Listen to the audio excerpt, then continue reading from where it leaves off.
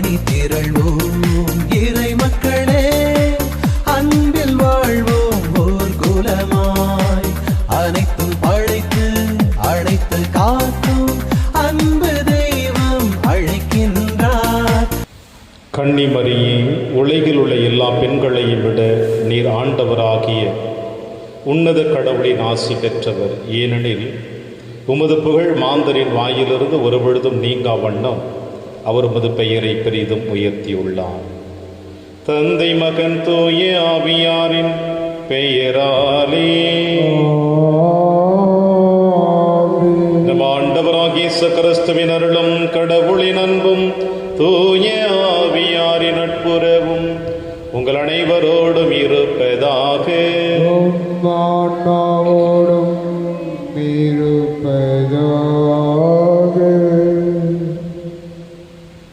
எதை உண்போம், எதை குடிப்போம், எதை அணிவோம் என கவலை கொள்ளாதீர்கள். கிறிஸ்து இயேசுவில் பிரியமான அன்புமிக்க சகோதர சகோதரிகளே, வாழ்க்கையில் நாம் கவலை கொள்வதால் நாம் எதையும் சாதித்துவிட முடியாது. இறைவனுடைய பராமரிப்பு நமக்கு என்றும் இருக்கிறது என்ற நம்பிக்கையோடு விசுவாசத்தோடு நம் பயணத்தை தொடர்ந்தோம் என்றால் நாம் ஒவ்வொரு நொடியும் வெற்றியை காணுவோம் என்பதைத்தான் இயேசு இன்று நமக்கு இந்த நற்செய்தி வாசகத்தின் வழியாக வெளிப்படுத்துகிறான். அன்னை மரியாள் இதைத்தான் செய்தாள். இதோ ஆண்டவருடைய அடிமை, உமது வார்த்தையின்படி எனக்காகட்டும் என்று தன்னையே ஆண்டவரிடத்தில் அர்ப்பணித்து வாழ்ந்தார். விண்ணக மண்ணக அரசியாகவும் இந்த மண்ணுலகில் பிறந்து வாழ்ந்து கொண்டிருக்கின்ற இனி பிறக்கின்ற எல்லா குழந்தைகளுக்கும் தாயாகவும் அவள் மாற்றப்பட்டிருக்கிறாள் என்றால் ஆண்டவர் கரத்தில் தன்னை அர்ப்பணித்ததன் காரணம்தான். நாமும் இயேசுவிடம் நம்மை அர்ப்பணிப்போம். வெற்றியின் மகன்களாக மகள்களாக வாழ இந்த திருப்பலியிலே நாம் ஜெபிப்போம். இல்லாமல்ல இறைவனிடமும் சகோதர சகோதரிகளே, உங்களிடமும் நான் பாவியனை ஏற்றுக்கொள்கின்றேன். ஏனெனில் என் சிந்தனையாலும் சொல்லாலும் செயலாலும் கடமையில் தவறியதாலும் பாவங்கள் பல செய்தேன். என் பாவமே, என் பாவமே, என் பெரும் பாவமே. ஆகையால் எப்போதும் கன்னியான புனித மரியாவையும் வானதூதர் புனிதர் அனைவரையும் சகோதர சகோதரிகளே உங்களையும் நம் இறைவனாகிய ஆண்டவரிடம் எனக்காக வேண்டிக் கொள்ள மன்றாடுகிறேன். எல்லாம் அல்ல இறைவன் நம் மீது இரக்கம் வைத்து நம் பாவங்களை மன்னித்து நம்மை நிலை வாழ்வில் அழைத்து செல்வராக. ஆமென். ஆண்டவரே இரக்கமாயிரும். ஆண்டவரே இரக்கமாயிரும். கிறிஸ்துவே இரக்கமாயிரும். கிறிஸ்துவே இரக்கமாயிரும். ஆண்டவரே இரக்கமாயிரும். ஆண்டவரே இரக்கமாயிரும். மன்றாடுவோமாக. ஆண்டவரை புனிதமிக்க கன்னிமரியாவின் மாட்சிக்குரிய நினைவை கொண்டாடும் நாங்கள் உம்மை வேண்டுகின்றோம். இவ்வாறு அவரது பரிந்துரையால் நாங்கள் உமது அருளின் நிறைவில் இருந்து பெற்றுக்கொள்ள தகுதி பெறுவோமாக. உம்மோடும் தூயாவியாரின் ஒன்றைப்பில் இறைவனாய் என்றென்றும் வாழ்ந்து ஆட்சி செய்கிற எங்கள் ஆண்டவர் இயேசு கிறிஸ்து வழியாக உம்மை மன்றாடுகின்றோம்.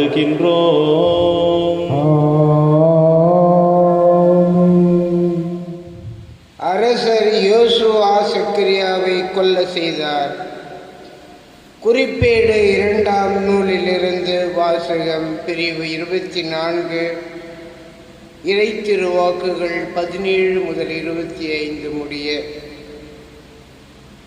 யோயாத்தா இறந்தபின் அரசர் தம்மை பணிந்து நின்ற தலைவர்களின் சொற்களுக்கு இணங்கினார்.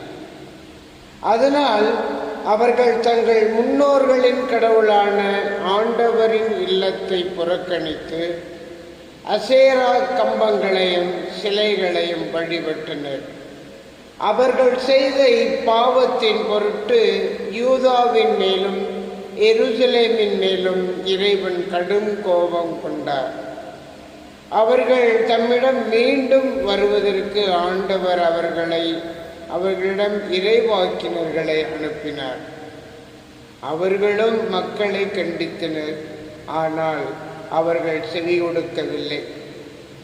அப்போது கடவுளின் ஆவி குரு யோயாத்தாவின் மகன் சக்கரியாவின் மேல் இறங்கியது. அவர் மக்கள் முன் நின்று அவர்களை நோக்கி, இதோ கடவுள் கூறுகிறார், ஆண்டவரின் கட்டளைகளை மீறுவதே, அதனால் நீங்கள் வாழ்வில் முன்னேற மாட்டீர்களே.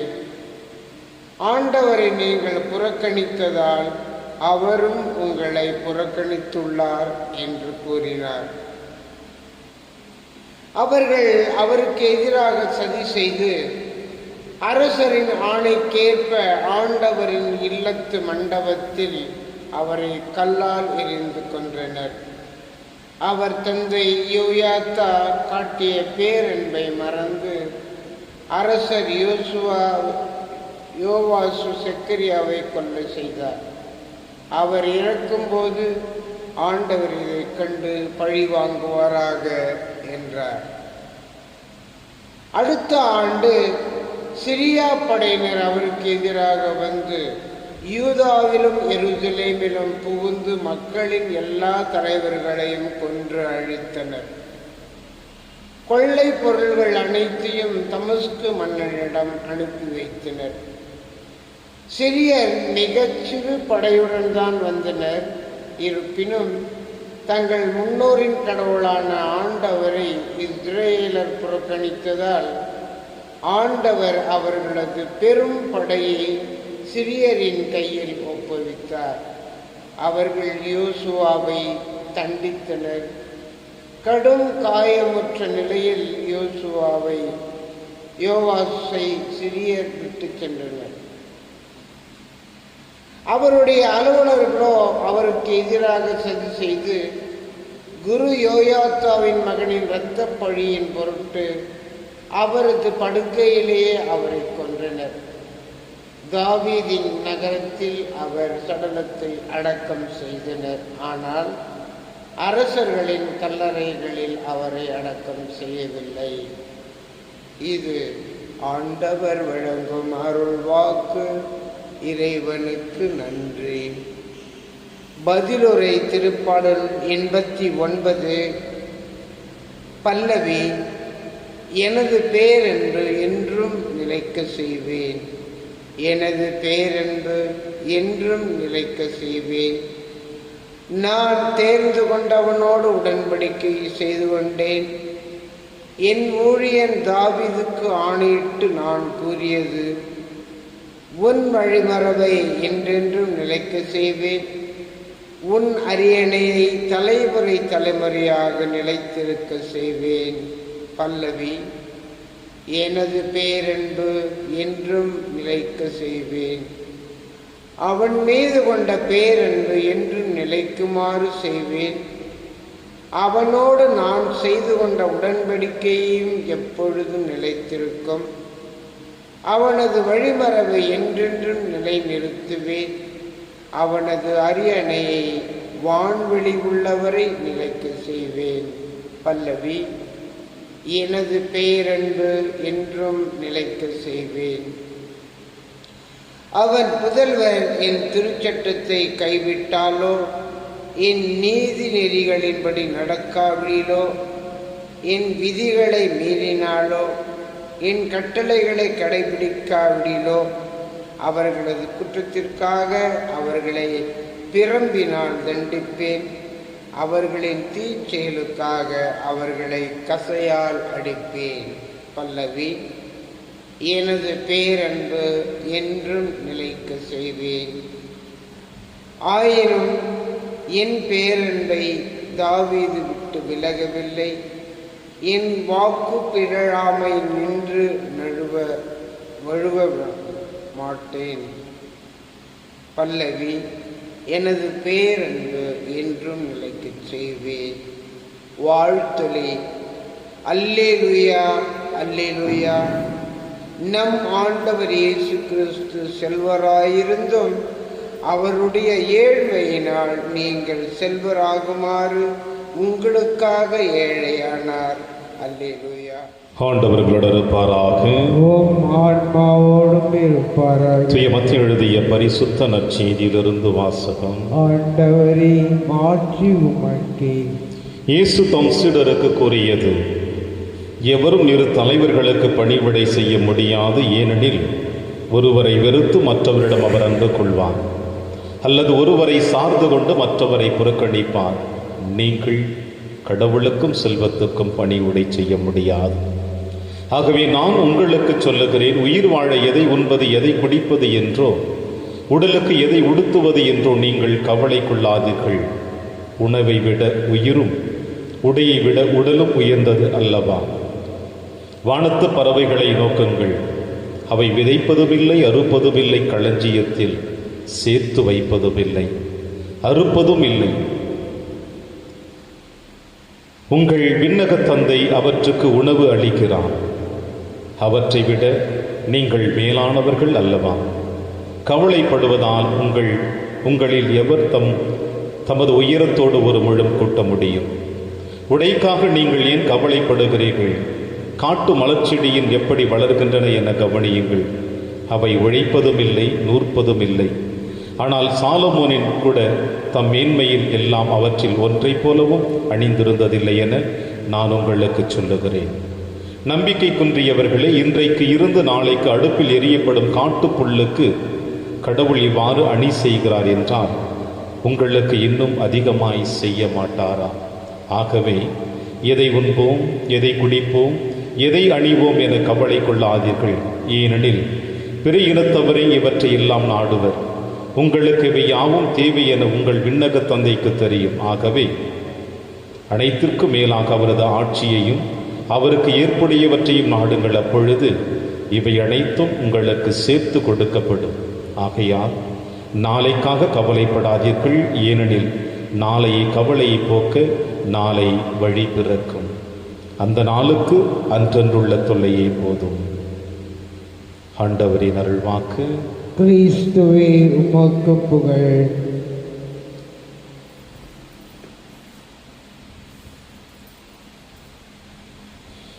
நாளைக்காக கவலைப்படாதீர்கள்.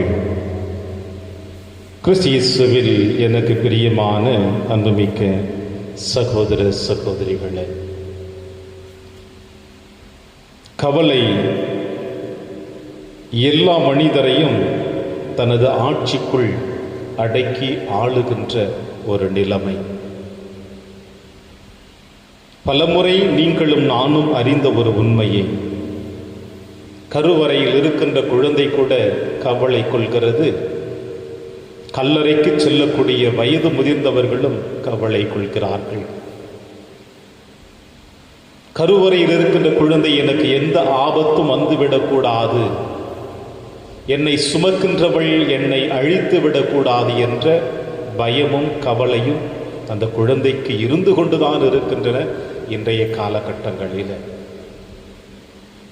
பிறந்து வாழ்ந்து கொண்டிருக்கின்ற ஒவ்வொரு உள்ளங்களின் உள்ளத்தின் ஆழத்தில் எழுகின்ற எண்ணங்கள், தான் நினைத்தது, தான் ஆசைப்படுவது, தான் எதிர்பார்ப்பது அனைத்தும் நிறைவேற வேண்டும் என்ற யதார்த்த எண்ணத்தோடு வாழ்ந்து கொண்டிருக்கின்றோம். அவை நிறைவேறாத பொழுது கவலைகள் நம்மை ஆட்கொள்கிறது.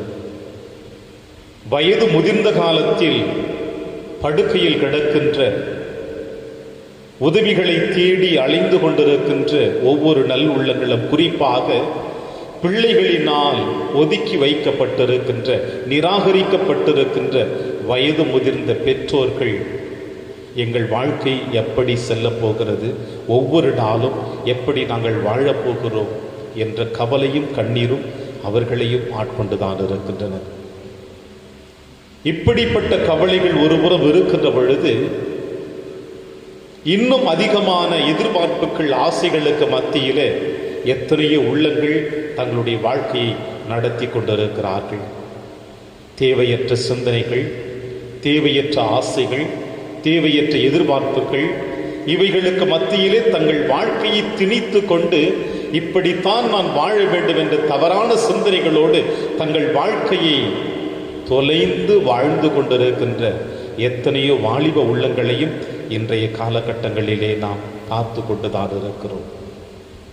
நற்செய்தி வாசகத்தில் ஆண்டவர் இயேசு கிறிஸ்து அழகாக சொல்லுகிறார், உயிர் வாழ எதை உண்பது, எதை குடிப்பது என்றோ, உடலுக்கு எதை உடுத்துவது என்றோ நீங்கள் கவலை கொள்ளாதீர்கள். உணவை விட உயிரும், உடையை விட உடலும் உயர்ந்தது அல்லவா? எனவே வானத்து பறவைகளை பாருங்கள், அவை விதைப்பதும் இல்லை, அறுப்பதும் இல்லை, களஞ்சியத்தில் சேர்த்து வைப்பதும் இல்லை. அவைகளுக்கு அணி செய்கின்ற இறைவன் உங்களை கைவிட்டு விடுவாரா? ஏன் இயேசு இந்த வார்த்தையை சொல்லுகிறார்? படைப்புகள் அனைத்தையும் படைத்த பிறகு இறைவன் அனைத்தும் நன்றாக இருக்கிறது என்று அறிந்து வைத்தாலும் இதை ஆண்டு அனுபவிக்க தன் சாயலாக படைக்கப்பட்ட மனிதன் அவருடைய உருவத்தை, அவருடைய குணநலன்களை, அவருடைய சாயலை பெற்றுக் கொண்டிருக்கின்ற நாம் நம்மை அவர் எந்நாளும் பாதுகாப்பார் என்பதில் எந்த விதமான ஐயமும் இல்லை. எப்பொழுது ஏவாள் உள்ளத்தின் ஆழத்திலே சாத்தான் அலங்கரிக்கப்பட்ட வார்த்தையினால் உள்ளத்தின் ஆழத்திலே ஆசையை விதைத்தானோ, அன்று அவள் உள்ளத்தில் மட்டுமல்ல, அவள் கருவறையிலும் ஆசை என்கின்ற தீய எண்ணத்தை சாத்தான் விதைத்து விட்டான். எனவேதான் அவள் கருவறையிலிருந்து உருவாகி இன்று முதல் வாழ்ந்து கொண்டிருக்கின்ற அவளுடைய பிள்ளைகளாகிய நாம் அனைவருமே அந்த ஆசை என்கின்ற எண்ணத்தை அழிக்க வேண்டும் என்பதற்காக, எதிர்பார்ப்புகள் என்கின்ற தவறான நாட்டத்தை அழிக்க வேண்டும் என்பதற்காக சிலுவையில் தொங்கிக் கொண்டிருக்கின்ற தன்னுடைய மகனுடைய இரத்தத்தின் வழியாக, உதரத்தின் வழியாக தன் இதயத்தில் உங்களையும் என்னையும் சுமந்து அன்னை மரியாள் இவற்றை அழிக்க அவள் இறைவனோடு இசைந்து தன்னை அர்ப்பணித்திருக்கிறாள். அருள்மிக பெற்றவளை வாழ்க, ஆண்டவர் உம்மோடு என்று வானக தூதர் அவளை பார்த்து வாழ்த்து சொன்ன செய்தியை மற்ற எந்த பெண்களாக இருந்தாலும் பெருமையோடு ஏற்றுக்கொண்டு தலைதெறிக்க துள்ளி குதித்து தான் உயர்ந்தவள் என்றது சமுதாயத்தில் வாழ ஆரம்பித்திருப்பாள். ஆனால் அன்னை மரியாள் அப்படி வாழவில்லை. ஆண்டவருடைய வார்த்தை, வானதூதருடைய வார்த்தை, இவை அனைத்தையும் ஒன்று சேர தன் உள்ளத்தின் ஆழத்திலே பதிய வைத்து அவளுக்குள் இருந்த விண்ணப்பத்தை எடுத்து வைக்கிற ஆண்டவரிடத்தில், இது எங்கிடமாகும், சமுதாயம் என்னை ஏற்றுக்கொள்ளாது, உன்னதரின் வல்லமையும் நானும் உன்னோடு இருப்பேன் என்று தேவன் வாக்குறுதி கொடுத்த உடனே அன்னை மரியாள் சொன்ன வார்த்தை, நான் பெருமைப்படுகிறேன், ஆச்சரியப்படுகிறேன், மகிழ்ச்சி அடைகிறேன், இனி இந்த உலகத்தில் எந்த ஒரு பெண்ணுக்கும் கிடைக்காத ஒரு மாற்று கருத்து எனக்கு கிடைத்து விட்டது, மகிழ்ச்சி கிடைத்து விட்டது என்று அன்னை மரியாள் சொல்லவில்லை. மாறாக ஒரே ஒரு வார்த்தையில் தன் வாழ்க்கையை அடைத்து விட்டாள். இதோ ஆண்டவருடைய அடிமை, உமது வார்த்தையின்படி எனக்கு ஆகட்டும் என்று. இறைவனால் தேர்ந்தெடுக்கப்பட்டு ஜென்ம பாவம் இல்லாமல் இந்த மண்ணுலகில் பிறக்க வைத்து தன் மகனோடு இணைந்து நம் அனைவருடைய மீட்பிற்காக உழைத்த இந்த அன்னை மரியாள் ஆண்டவரின் அடிமை என்று சொன்னார். அவள் சொன்னது, உலக ஆசைகளை வெறுத்தாள், உலக தீய எண்ணங்களை வெறுத்தாள், அகற்றி வைத்தாள், இருளை ஓட ஓட விரட்டி வைத்தாள், அநீதிக்காக போராடினாள், நீதியை எடுத்து வர நிலைநிறுத்தினாள். இவ்வாறு அநீதியை விரட்டி வைத்து விட்டு நீதியை நிலைநாட்டி என்றும் இந்த சமுதாயத்தில் நீங்களும் நானும் ஆண்டவருடைய பிள்ளையாக வாழ வேண்டும் என்று விரும்பினார். இதுவல்லவா இறைவனுடைய வார்த்தைக்கு ஏற்ற வாழ்க்கை. அவள் ஒரு பொழுதும் கவலைப்பட்டதில்லை, எப்படி தன் மகனை பெற்றெடுக்கப் போகிறேன், எப்படி வளர்க்கப் போகிறேன், எப்படி இந்த மீட்புக்காக அவரை நான் வழிநடத்தப் போகிறேன் என்று அன்னை மரியாள் கவலை கொள்ளவில்லை. இந்த செய்தி வாசகத்தில் ஆண்டவர் இயேசு கிறிஸ்து அழகாக சொல்லுகிறார், தோன்றி மறையக்கூடிய புற்பூண்டுகளுக்கு இறைவன் இவ்வாறு அணி செய்கிறார் என்றால் அவர் சாயலாக படைக்கப்பட்டவர்கள் உங்களையும் என்னையும் எவ்வாறு அணி செய்வார் என்று. எனவே நாளைய நாளுக்காக நாம் கவலைப்படாமல் நாளைய நாளுக்குரிய வழி இறைவன் கொடுப்பார் என்ற நம்பிக்கையோடு நாம் பயணித்தோம் என்றால் அது நிச்சயம் நம்முடைய வாழ்க்கையிலே வெற்றி பெற முடியும். எனவே இயேசுவினுடைய வார்த்தை நம்முடைய ஆன்மீக பயணத்திற்கு ஒரு நிறைவை கொடுக்கும் என்ற நம்பிக்கை நமக்குள் இருக்க வேண்டும். எதை உண்போம், எதை பெறுவோம், எதை அணியப் போகிறோம், எது நமக்கு வேண்டும் என்று தேடிக்கொண்டிருப்பதை விட இதுதான் இறைவன் நமக்கு கொடுக்க போகிறார் என்ற ஆழமான நம்பிக்கை, விசுவாசமும் ஆன்மீகத்தின் வழியாக நாம் உணர்ந்து அதற்காக நம் பயணத்தை தொடர்ந்து அதற்காக நாம் உழைத்தோம் என்றால் நாம் எப்பொழுதுமே இறைவன் கரத்தில் பாதுகாக்கப்பட்டவர்களாகத்தான் இருப்போம் என்பது நிச்சயமான ஒரு செய்தி. எனவே இயேசு நற்செய்தி வாசகத்தின் வழியாக இன்றைய முதல் அத்தியாயத்தில் அழகாக சொல்லுகிறார், எவரும் இரு தலைவர்களுக்கு பணிவுடை செய்ய முடியாது. ஒருவரை வெறுத்து மற்றவரிடம் அன்பு கொள்வார், அல்லது ஒருவரை சார்ந்து கொண்டு மற்றவரை புறக்கணிப்பார். நாம் செல்வத்திற்கும் உலகத்திற்கும் செவிமடுக்காமல் செல்வத்தையும் உலகத்தையும் புறக்கணித்து விட்டு இயேசுவை அன்பு செய்வோம், இயேசுவோடு பயணிப்போம். அன்னை மரியாளை போல இதோ ஆண்டவரின் அடிமை என்று நம்மை அர்ப்பணித்து வாழுவோம். அப்பொழுது இறைவன் உங்களையும் என்னையும் நிறைவாக ஆசீர்வதிப்பார். ஆமென்.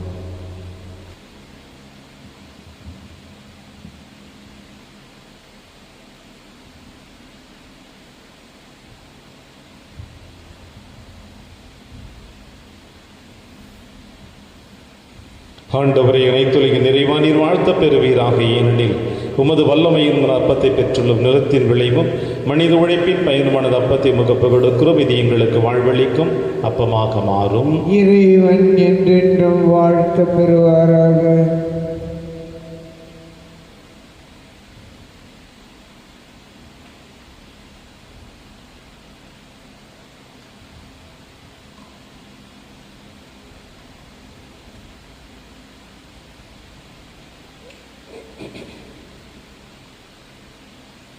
ஆண்டவரை அனைத்துலகின் நிறைவா நீர் வாழ்த்த பெறுவீராக. ஏனெனில் உமது வல்லமையின் ரசத்தை பெற்றுள்ளும் திராட்சை செடியும் மனித உழைப்பின் பயணமான ரசத்தை உமக்கு கொடுக்கிறோம். இது எங்கள் ஆன்மீக மானமாக மாறும். இறைவன் என்றென்றும் வாழ்த்த பெறுவாராக.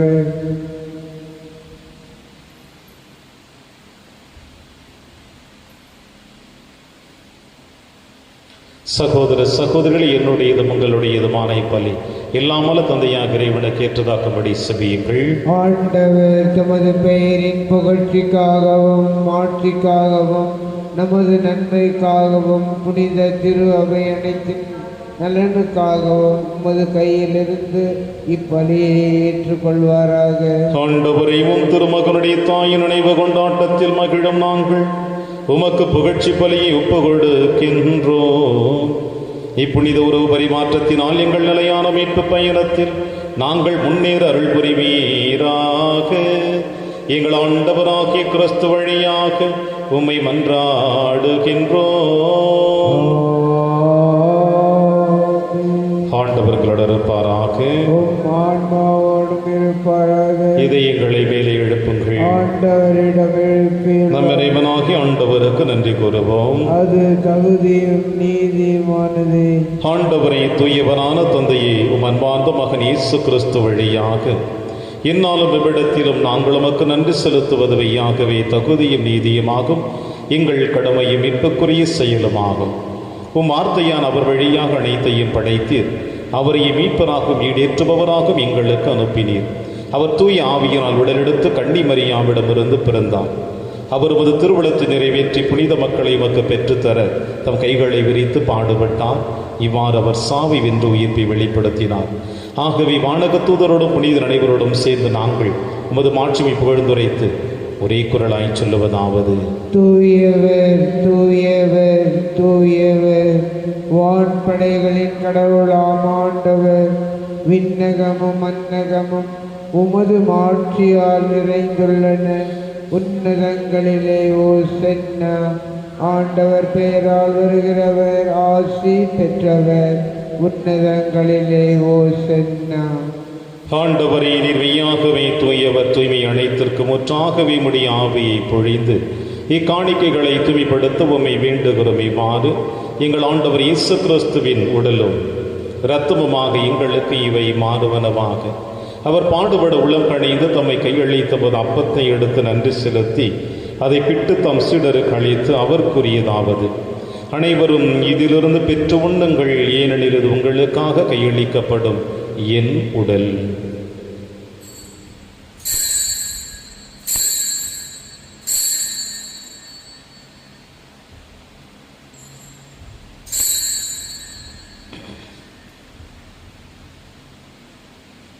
அவர் நம்மை இரவிருந்த இருந்திய பின் கிண்ணத்தையும் எடுத்து மீண்டும் நன்றி கூறி தம் சீடர்களுக்கு அளித்து அவர் கூறியதாவது: அனைவரும் இதிலிருந்து பெற்று பருகுங்கள், ஏனெனில் இது புதிய நிலையான உடன்படிக்கைக்குரிய என் இரத்தத்தின் கிண்ணம்.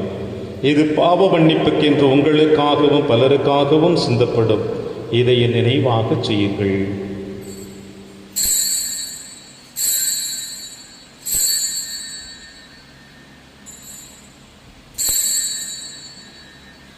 நம்பிக்கையின் மறைபொருள்.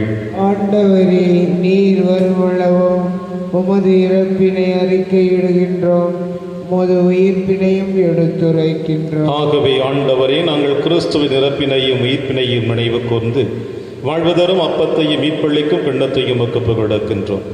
உம் திருமுன்னில் நமக்கு ஊழியம் புரிய தகுந்தவர்கள் என எங்களை ஏற்றுக்கொண்டு எனவே உமக்கு நன்றி செலுத்துகின்றோம். மேலும் கிறிஸ்துவின் உடலிலும் இரத்தத்திலும் பங்கு கொள்ளும் எங்களை தூய ஆவியாரோடு சேர்க்க வேண்டும் என உம்மை தாழ்மையுடன் மன்றாடுகிறோம். ஆண்டவரே, உலகெங்கும் பரவியிருக்கும் திரு அவையை நினைவு கூர்ந்தருளும். திருத்தந்தை பிரான்சிஸ், எங்கள் ஆயர் ஆண்டனி சுவாமி, எல்லா திருநிலையினர் ஆகியவரிடம் திரு அவை அன்பில் நிறைவு பெற செய்தருளும். மேலும் உயிர்த்தெழும் எதிர்நோக்குடன் துயிர் கொள்ளும் எங்கள் சகோதர சகோதரிகளையும் இருந்தோர் அனைவரையும் இரக்கத்துடனே உகந்த திருமகளில் ஏற்றருளும். எங்கள் அனைவர் மீதும் இரக்கமாயிரும். கடவுளின் கன்னித்தாயான புனித மரியா, அவருடைய கணவரான புனித யோசேப்பு, புனித திருத்தூதர்கள், புனித பிரான்சிஸ் சேவியர், புனித கஸ்பார், இவ்வுலகிலும் உகந்தவனாயிருந்தாகிய புனிதர் அனைவருடனும் நாங்கள் நினைவாழ்வில் பங்கு கொள்ளும் தகுதி பெற்று உம் திருமகன் இயேசு கிறிஸ்து வழியாக உம்மை புகழ்ந்தேத்து மரமுருள உம்மை மன்றாடுகின்றோம். இவர் வழியாக இவரோடு இவரில் எல்லாம் நல்ல இறைவனாகிய தந்தையே, தூய ஆவியாரின் ஒன்றிப்பில் எல்லா புகழும் மாட்சியும் என்றென்றும் உமக்கு உரியதே.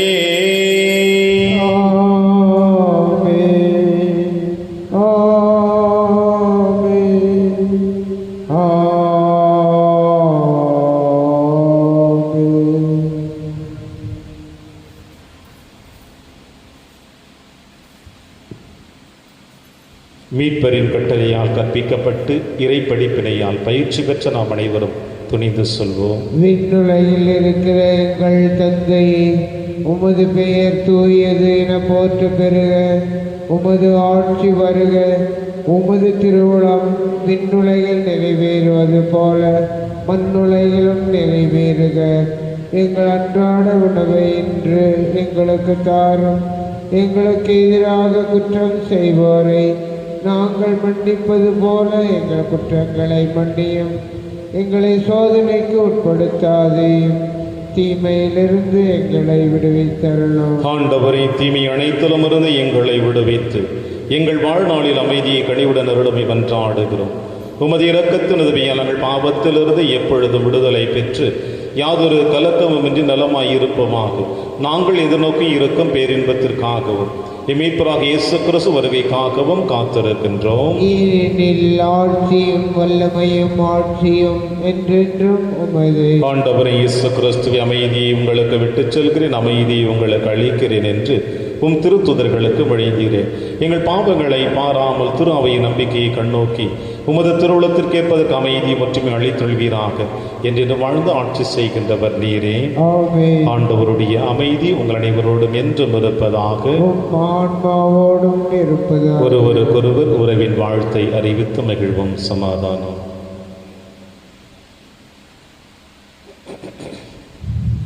உலகின் பாவங்களை போக்கும் இறைவனின் செம்மறியே, எங்கள் மேல் இரக்கமாயிரம். உலகின் பாவங்களை போக்கும் இறைவனின் செம்மறியே, எங்கள் மேல் இரக்கமாயிரம். உலகின் பாவங்களை போக்கும் இறைவனின் செம்மறியே, எங்களுக்கு அமைதியை அளித்தருளும். இதோ இறைவனின் செம்மறி, இவரை நம் அனைவரின் பாவங்களை போக்குகின்றவர். செம்மறியின் விருந்திற்கு அழைக்க பெற்ற நம் அனைவரும் பேறு பெற்றோர். ஆண்டவரே, நீர் என் இல்லத்தில் எழுந்தருள நான் தகுதியற்றவன். ஆனால் ஒரு வார்த்தை மட்டும் சொல்லியருளும், எனது ஆன்மா நலம் அடையும். கிறிஸ்துவின் திருவுடலும் திருத்தும் காத்து நமக்கு நிலையான வாழ்வளிப்பதாக. ஆமென்.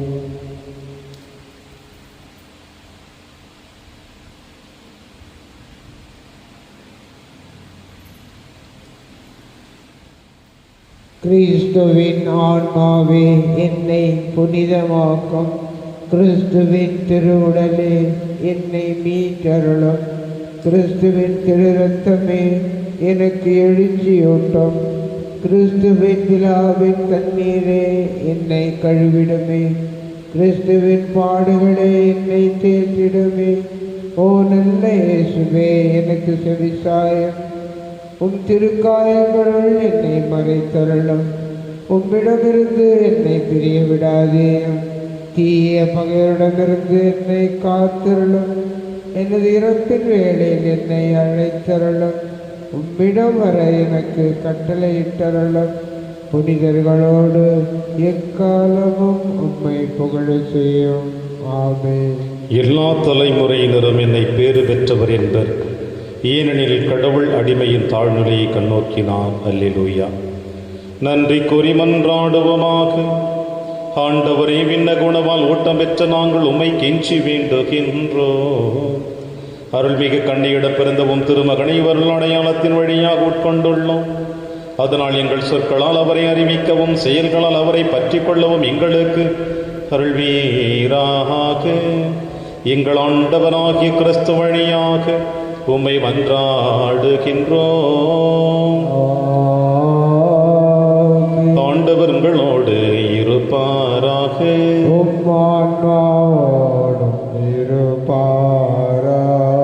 எல்லாம் அல்ல இறைவன் தந்தை மகன் தூயாவியார் உங்கள் அனைவரையும் நிறைவாக ஆசீர்வதிப்பாராக. சென்று வாழுங்கள், திருப்பலி நிறைவேறிற்று.